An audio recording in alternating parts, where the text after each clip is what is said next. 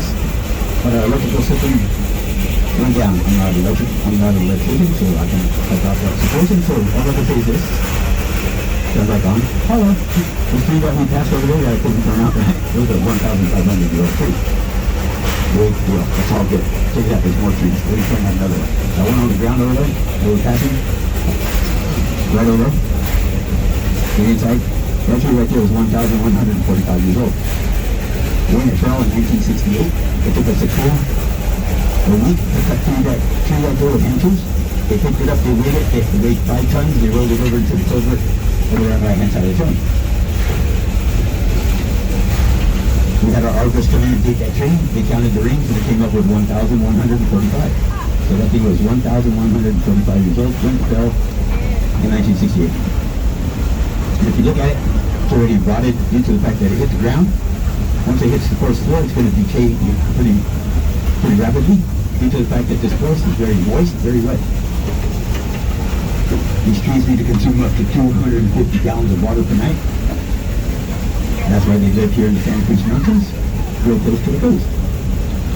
I was born here in Santa Cruz. The coast comes in every day at 5 o'clock, no matter what the weather's like. It could be beautiful out, it could be not so beautiful, but the fall comes in every day.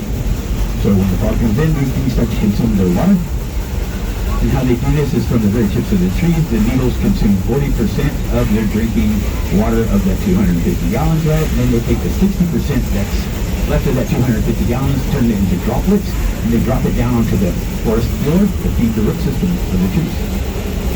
The root systems are only 6 to 10 feet deep, but they spread out 150 feet in every direction, interlocking with all the rest of the trees surrounding them. That's how they get their stability.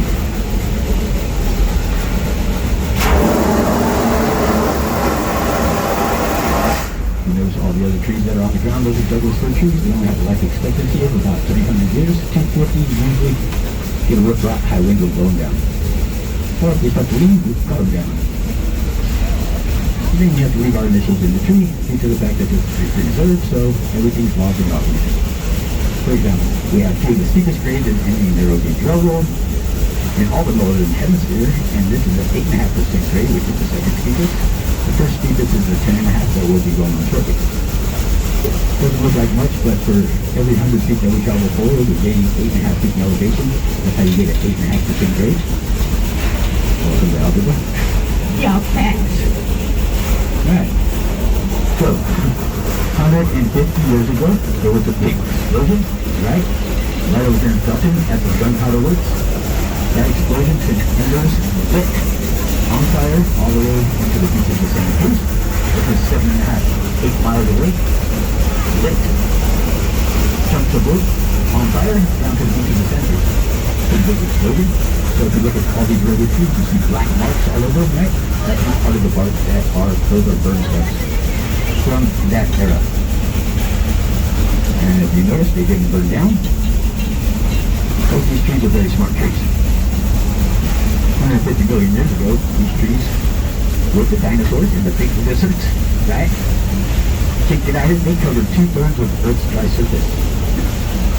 Now there's only 5% on the planet.